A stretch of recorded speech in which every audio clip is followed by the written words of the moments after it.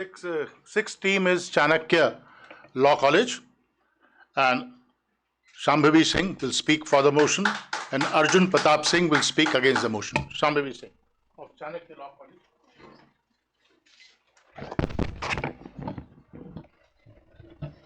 हम भारत के लोग संविधान के प्रस्तावना के शब्द केवल हमारे राष्ट्र की एकता की गूंज नहीं है, बल्कि उन विविध और सशक्त राज्यों से उत्पन्न उस शक्ति का भी प्रतीक है जिनसे ये एकता निर्मित होती है। भारत अर्थात इंडिया कोई एक रूपी सत्ता नहीं है, ये राज्यों का एक जीवंत संघ है जिसमें हर राज्य अपनी विशिष्ट पहचान, संस्कृति, अर्थव्यवस्था और परंपरा के स्वर भारतीय संगीत में जोड़ता है। हमारे संविधान निर्माताओं ने एक अर्ध संघीय संरचना की कल्पना करी थी, जिसमें प्रत्येक राज्य अपनी विशिष्टता बनाए रखते हुए भी इस महान गणराज्य की संप्रभुता को बनाए रखे।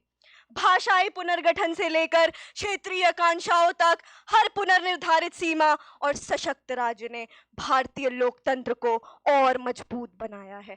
इतिहास साक्षी है कि राज्य जब राजनीतिक, सांस्कृतिक, आर्थिक और धार्मिक रूप से मजबूत होते हैं तो राष्ट्र वैश्विक मंच पर और ऊंचा उठ खड़ा होता है।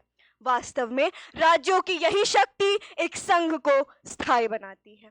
नमस्कार आदरणीय निर्णायक मंडल, श्रोतागण एवं सहवक्ता साथियों, मैं शांभवी सिंह विषय strong states make strong nation के पक्ष में अपनी बात रखना चाहूंगी।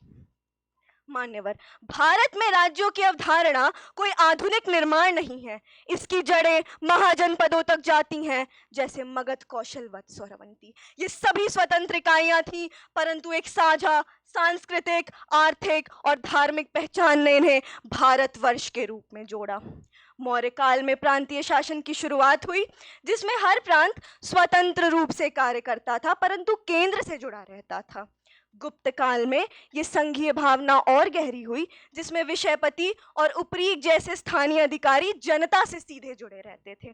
इसी प्रकार मुगल काल में भी सूबा प्रणाली ने दर्शाया कि केंद्र और राज्य दोनों को आत्मनिर्भर और एक दूसरे पर निर्भर होना भी अति आवश्यक है। तो फिर आप ही बताइए, क्या कोई राष्ट्र वाकई में शक्तिशाली हो सकता है यदि उसके राज्य कमजोर हो? नहीं। संप्रभुता के जनक जीन बॉर्डन ने कहा है कि शक्ति तभी सार्थक है जब स्थानीय इकाइयां सहयोग करें। केसी वेरे ने भी माना है कि केंद्र और राज्य दोनों के सामूहिक सहयोग से ही संघ स्थायी होता है।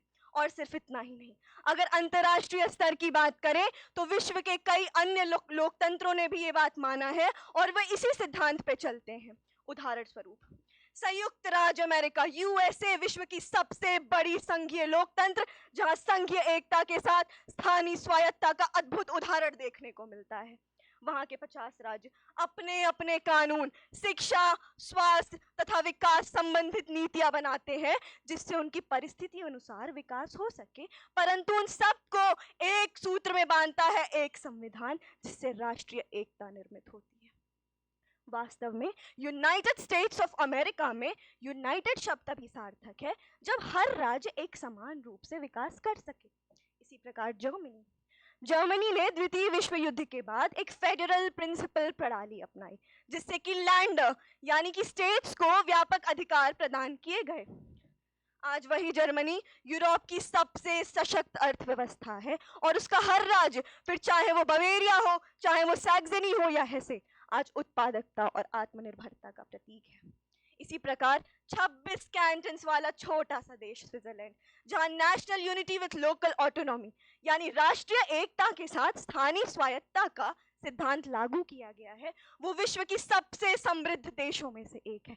इसी प्रकार ऑस्ट्रेलिया ने भी अपने अपने राज्यों को कानून बनाने का पूरा अधिकार दिया हुआ है। ठीक कुछ इसी प्रकार हमारे संविधान निर्माताओं ने एक ऐसे देश की परिकल्पना करी थी जहां हर राज्य एक आवाज और एक अवसर बने। हमारी विधायिका ने यह सुनिश्चित किया कि एक ऐसा राष्ट्र निर्माण हो जिसमें यदि केंद्र दिशा देते हो तो राज्य उसका अनुकरण करते हो।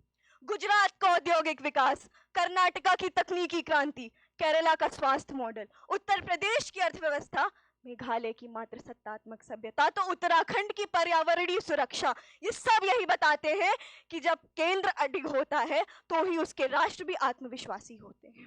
मान्यवर, मैं याद दिला दूं, पाकिस्तान का विभाजन, सूडान और लीबिया की अराजकता, सोवियत संघ का पतन, ये सब यही बताते हैं कि जब शक्ति केंद्र में सिमटती है तो वो एकता नहीं, विनाश लाती है।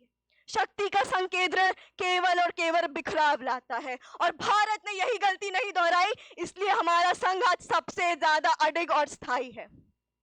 ऋग्वेद में कहा गया है, संग छद्वम संवदध्वम संवो मनांसी जानताम देवा भागम यथा पूर्वे सज्जनानम उपासते। और यही आज मेरे इस मूल भावना का सार है, क्योंकि वाकई में एक राष्ट्र तभी शक्तिशाली हो सकता है जब उसका हर एक नागरिक, हर एक प्रांत, हर एक कोना एक समान रूप से राष्ट्र निर्माण की ओर अग्रसर हो।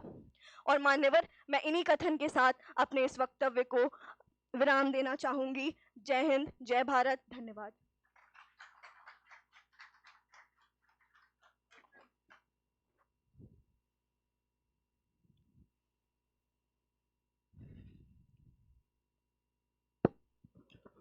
मैम, माय मेरा सवाल ये है, आपने बात करी भारत के कुछ स्टेट्स की जो उनकी स्पेशलिटी है, प्लस आपने भारत के इतिहास की बात करी और आपने यूएसए की बात करी। मेरा सवाल है आइडियोलॉजी पे, कि जब आप इनकी स्पेशलिटीज़ बता रही हैं, of course they will have a speciality and specially the USA has a speciality, but the point is, question is that when the ideology goes against the nation, that regionalism is so high that the ideology is going against the nation, and that is the reason why divide and rule was applicable in India, though we were golden bird, but it was captured by Mughals, Britishers, because it was divide and rule. So how do you define that ideology? If it is even different, then also the strong states will make a strong nation when the ideology is going anti-national. Thank you. Thank you so much for your question. Our country works on the principle of cooperative federalism, that is सहकारी संघवाद। हमारे देश में एकता में विविधता का सिद्धांत है। पाकिस्तान, श्रीलंका, म्यांमार, लगभग इन सब की इकोनॉमी एक साथ स्टार्ट हुई थी, पर फिर भी आज भारत कहाँ है और इन सारे देशों में इकोनॉमी कितनी कोलैप्स हो चुकी है। तो इसका मतलब ये है, My question is about ideology, not economy. please don't interrupt me, let me complete. The ideology that you are talking about, that unitary government makes that much more possible, but that is not sticking to India, as we have unity in diversity, and then also, can you please let me complete? Thank you so much. So can you just repeat your question, what exactly you want? It is about the ideology that when it goes against nationalism, that nation, then how you say that strong state makes strong nation. Okay, thank you so much. Strong states definitely make strong nation, because unless and until the foundation and the base is strong, you cannot build the entire building strong. So states definitely contribute to the overall growth of the nation.